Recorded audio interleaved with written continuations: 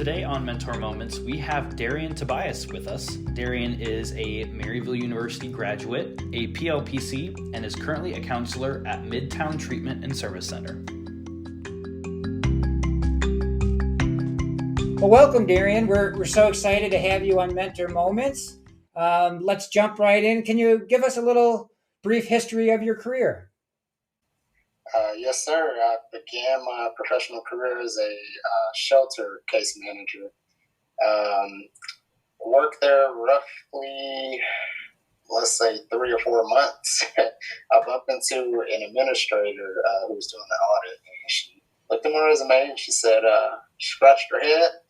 She said, "Why aren't you in this other position that I have open?" The rest was history. We signed some paperwork. I transferred over to a pilot program called Pathway to Health and did some community support and case management, helping individuals get connected with healthcare services, healthcare equipment, and helping some of those families who were stuck in a cycle of poverty move to a point of stability. So that could be financial literacy, it could be financial support, psychoeducation. It's kind of a diverse position. Now I currently work as a counselor at Midtown Treatment and Service Center. And I've been doing that since December 2020. You know, that's awesome. So when did you sort of realize sort of counseling, helping profession was a fit for you? Honestly, I think it's always been something I wanted to do. I teetered back and forth between going into healthcare and going into mental health.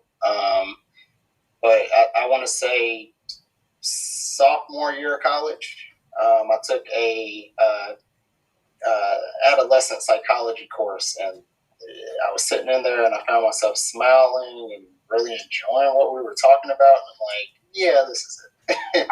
This is it. This is where I need to be. So I decided to go full-fledged with it. Yeah, I had a similar experience when I remember in my senior year in high school, we could take electives, and I was just excited not to have to take math and English and history again. And I took a psychology class, and I had that similar experience to you. Like, oh, this is exciting. This is new. This is fresh. And this could be an option for us or for me. So tell our listeners where you are in your career development. Would you consider yourself early career, mid-career, established, getting ready to retire? Where are you? I am early in my career. I'm currently completing supervision for my LPC.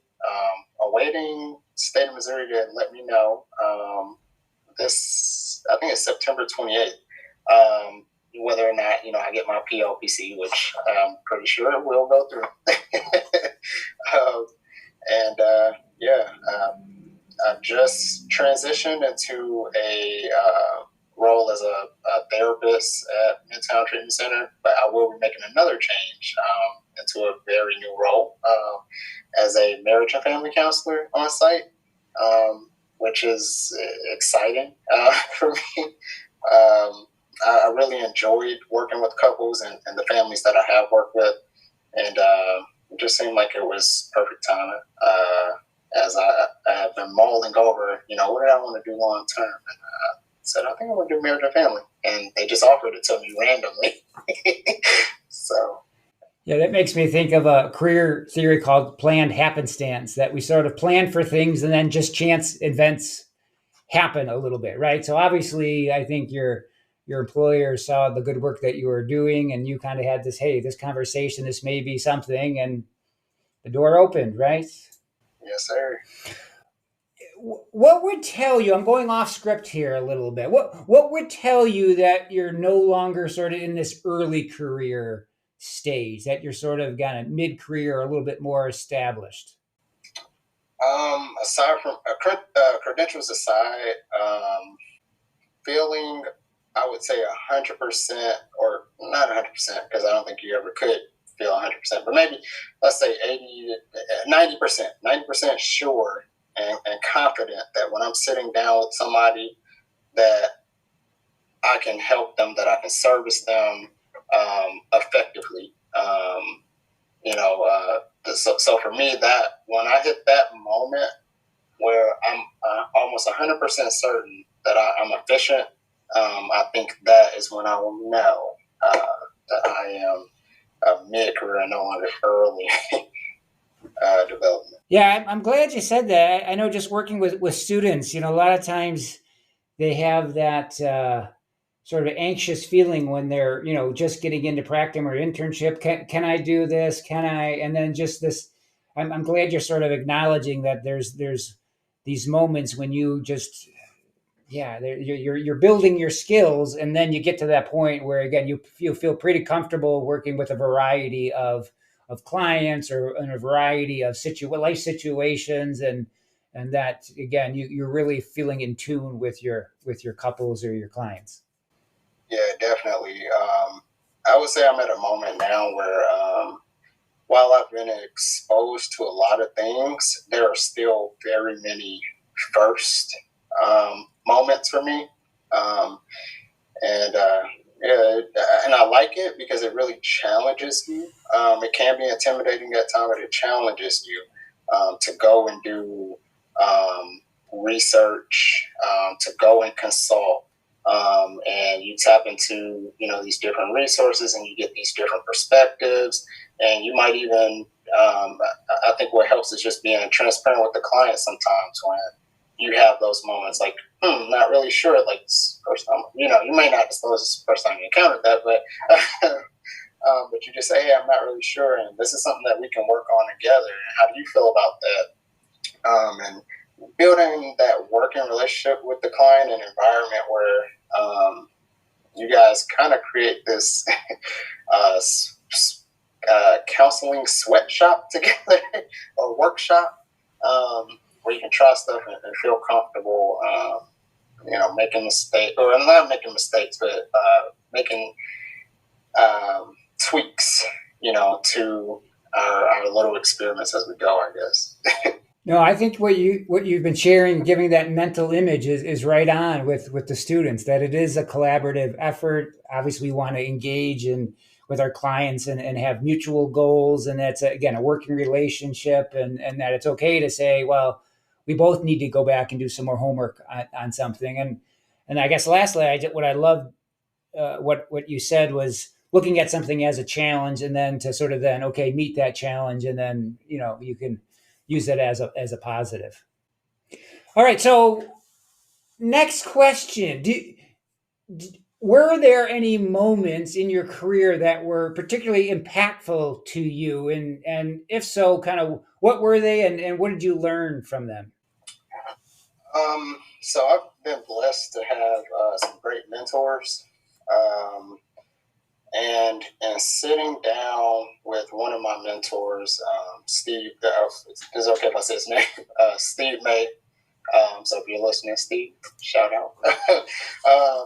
And one of the things that he taught me was that everything that we do, from a verbal or nonverbal perspective, is communicating something. And when he first said it to me, I was kind of confused. I was like, what do you mean? But I had a moment where I was sitting with a client, and she was talking about some issues that she was experiencing with her mother and her father. And she was telling me how she only feels like they're involved when it pertains to her substance use, like there's a crisis or something. So in us, building our rapport and her getting more comfortable, she later ends up working her way back to high school. I think it was high school.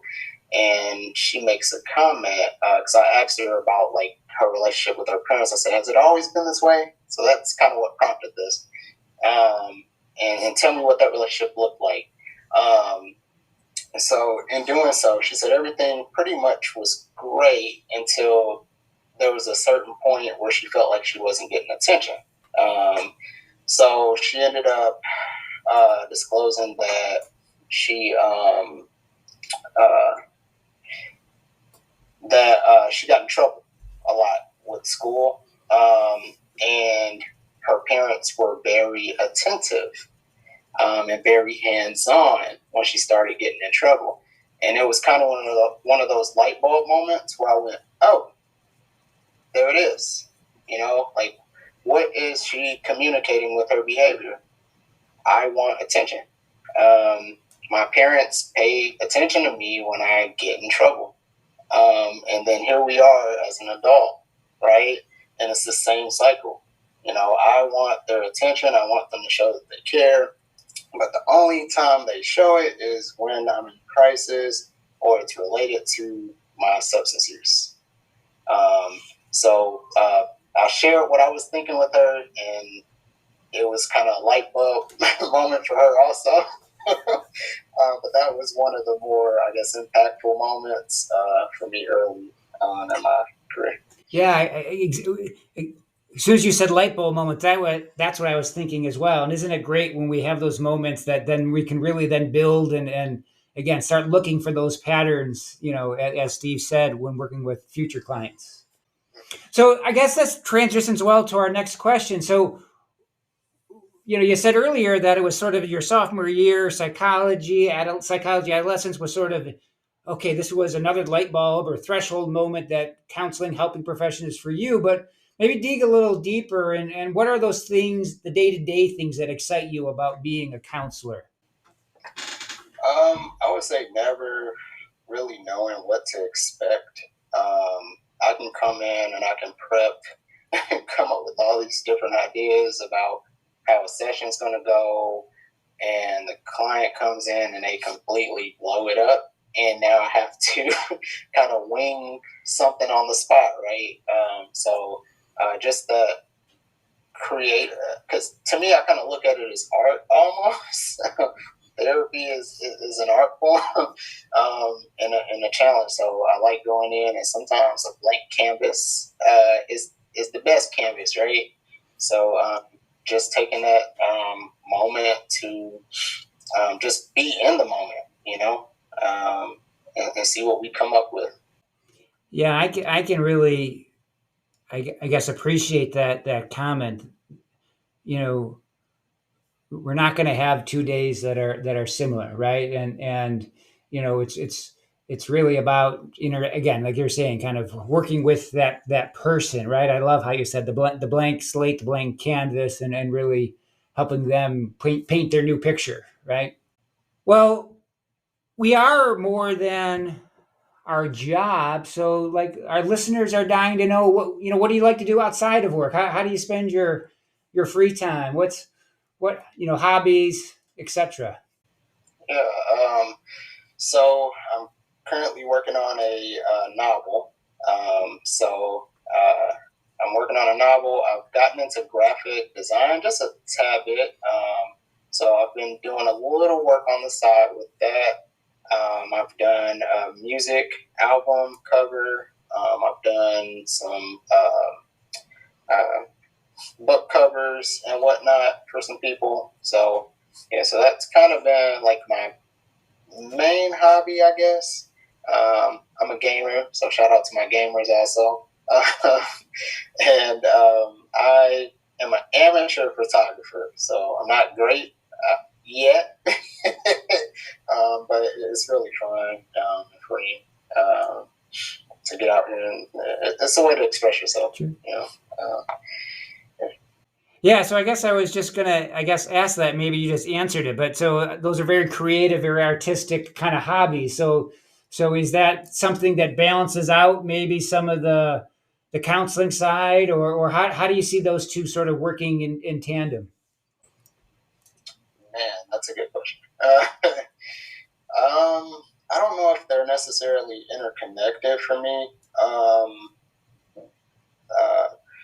I think it's a good break because I would say, day in and day out, I'm inside somebody else's, mind, and I like the way you framed it, paint a picture for someone else, right?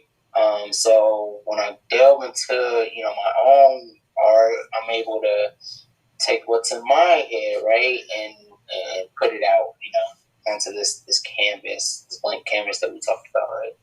So, yeah, I wouldn't say they're connected, but they're both needed, right?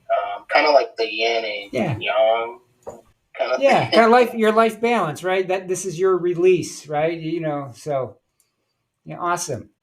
So I don't know, but like part of our podcast is sponsored by the Missouri Rehab Association Eastern Chapter. So I always like to ask our interviewees, our guests, if you are a member of a professional organization, why did you join?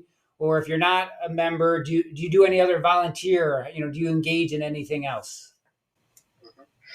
So currently I'm not a member of a professional organization. Shame on me, I know.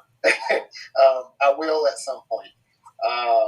But what I do is I volunteer at a church with local youth. I also have a young man that I am mentoring. He is in high school. He wants to be a counselor, so I'm kind of letting him shadow me and get a feel for what this career entails. And really prepping him for the coursework that's going to go into it. And yeah, that's pretty much it as far as volunteer experience at this time. Hey, that's enough, and I appreciate you again giving back to the greater good with the stuff you're doing with the church, and then with your mentoring as well. All right, Darrion, this is the time. This is the big finish right here. So share with all our listeners, what is your mentor moment? Mentor moment. So this is something I've been reflecting on for some time now.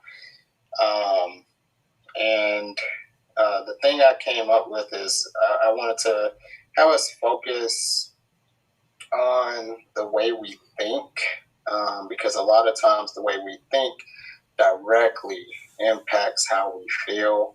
How we feel influences our actions. So I read and I consume a lot of media, and came across an Indian mystic, and he was talking about the concept of karma and how in the States we kind of look at it as this black and white thing. You do bad and bad things happen. You do good and good things happen to you. But when it was explained from, I guess, the Eastern perspective, it was more so about manifestation. So you manifest or think positive thoughts. Therefore, you interact with people and items or things, objects within your path in a positive manner. And therefore, they will respond positively back to you, which in turn opens up more opportunity for you, and more positivity into your life. And on the opposite end, you have negative thoughts, which in return make you interact with people negatively, which could shut them down, right? Or make them interact with you negatively, which closes doors and opportunities. So a psychological theory that I kind of have been thinking about goes well with it is some research done by Rosenthal, which is on the Pygmalion effect, which is how our behavior influences our actions, and how our actions influence how other people perceive us, how they perceive us, influences how they interact with us, and how they interact with us reinforces how we feel about ourselves. So just really taking some time and really thinking about our thought process. Do I think positive on a given day, or am I thinking negative? And pay attention to how your day goes, based off of how you started your mindset for that day.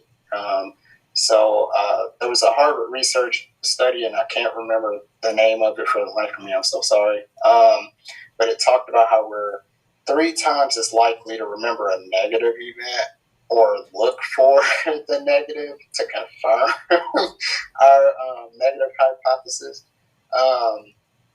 So we have to really challenge ourselves, right? Like I have to do 3 times the work to identify those positives to counteract those negatives that I'm fixating myself on in a given day. So that would, I would say, be my mentor moment. And one more thing in closing, I'm so sorry. This is another thing to put things into perspective.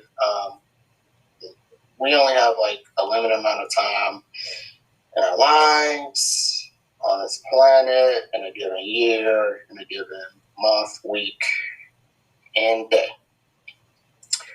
Of a 24-hour period, we spend between 7 to 9 hours sleep. Takes us an hour to get ready in the morning. We may take an hour to eat breakfast. We'll take another hour to eat lunch, maybe, and another hour to eat dinner, and then another hour maybe to shower or something and wind down at the end of the night.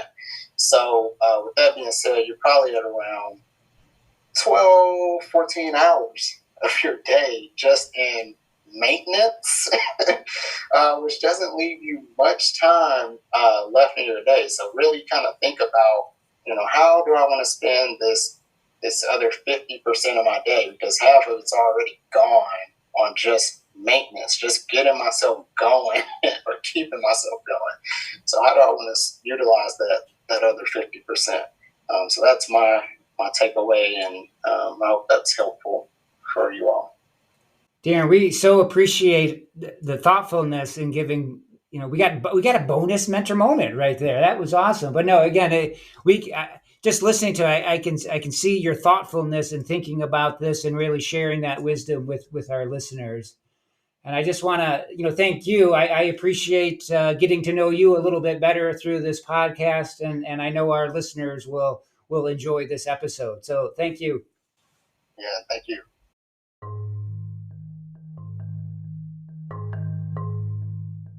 So if you're listening to this, that means that you're listening to Mentor Moments. That means that you're probably listening on either Spotify or Apple Music, or maybe you're listening some other way. We just want to recommend that you continue to listen. Tune into some of our previous episodes and stay tuned. Subscribe to us because we'll have plenty more episodes coming your way as well. In addition to the podcast, we have 2 other ways for you to stay connected with the Missouri Rehabilitation Association Eastern Chapter and Maryville University's Rehabilitation Counseling Program.